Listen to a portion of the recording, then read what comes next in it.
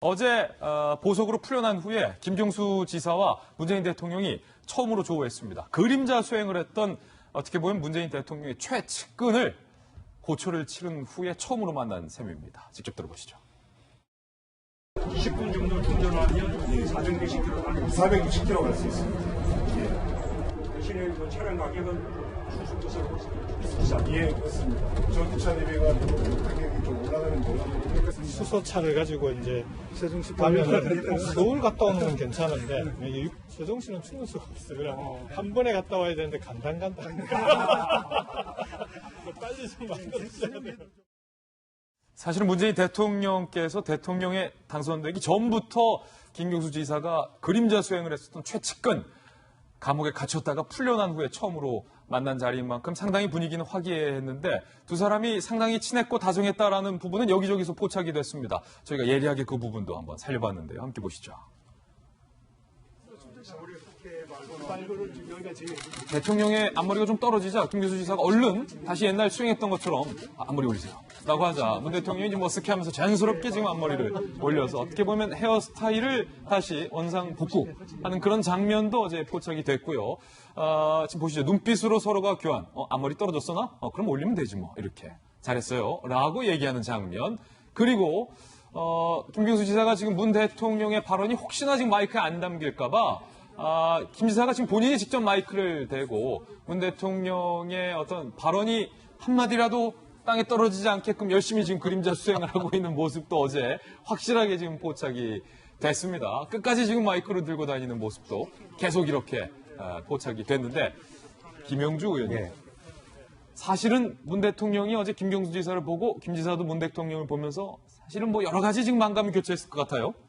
그렇습니다. 아무래도 이제 그동안에 같이 살았던 뭐 식구 같은 존재 아니겠습니까? 이제 그런데 그동안에 여러 가지 옥고를 치르고 했었는데 조금 더 보통 때 같으면 훨씬 더 바로 대통령 옆에 서 계셨을 뿐인데 어제는 오히려 허성무 창원시장이 가운데 줄곧 있었습니다. 이제 그런 부분도 조금 이제 약간은 좀 쑥스러움이나 그런 부분들도 있었고 너무 이렇게 친한 척 한다라는 부분에 대한 어떤 자기 조정도 있었을 것이고 그 전에 관계상 또 지역 사회다 보니까 이제 그런 부분들이 자연스럽게 허성무 창원시장이 오히려 많이 비껴주는 그런 모습들도 드러났고 어쨌든 오랜만에 만나서 창원이라는 지역에서의 화기애애한 분위기 속에 만감이 교체되지 않았나 그렇게 생각이 듭니다. 그런가 하면은 양정철 민주연구원장이 요즘 굉장히 폭넓은 광폭 행보를 보이고 있습니다. 특히 민주당에는 대선 주자들이 이렇게 많다라는 것을 마치 과시하려는 듯 한국당에서는 벌떼 전략, 한국일보에서는 오늘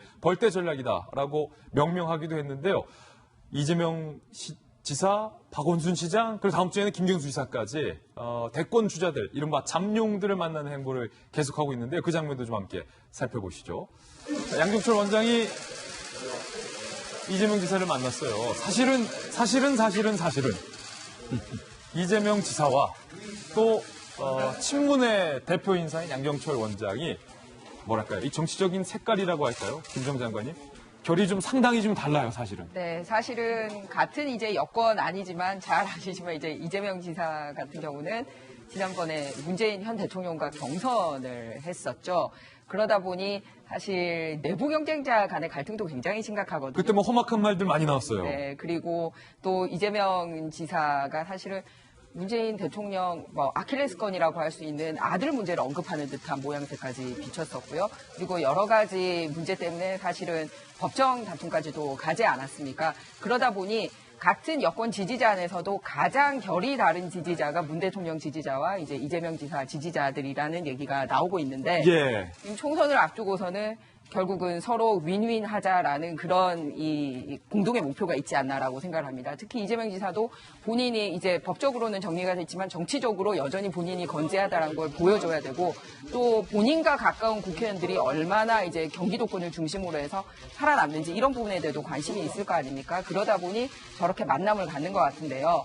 사실 정치적으로 이렇게 만나는 거 가지고 같은 당이니까 만날 수도 있겠구나라고 생각도 할 수 있지만 지금 현재 지사님들은 어쨌든 중립 의무를 선거법상 중립 의무를 지켜야 될 그런 상황이란 말이에요. 그런데 서훈 국정원장도 이 부적절한 만남 때문에 사실은 국회 같은 걸 열어가지고 적절한 만남이었는지에 대해서 조사를 해봐야 된다라는 얘기가 나오고 있는 마당에 그것도 정리 안 된 상태에서 각 시도지사들이 저런 식으로 정치적 만남을 하는 게 과연 옳은지에 대해서 선관위는 분명히 검토를 해야 될 것이라고 생각합니다. 왜냐하면 정책연구원장 대 경기도 정책연구원장이 만난다라든지 서울 정책연구원장이 만난다라든지 했으면 정책 미팅을 하려고 하는구나라고 생각을 했을 텐데 저기서 무슨 정책 얘기를 하겠습니까? 완전히 정치적인 만남이지 않습니까? 그래서 사실상 총선을 앞둔 이 중립의 의무를 위반한 부분이 아닌지 많은 분들이 문제 제기를 하고 있는 상황입니다.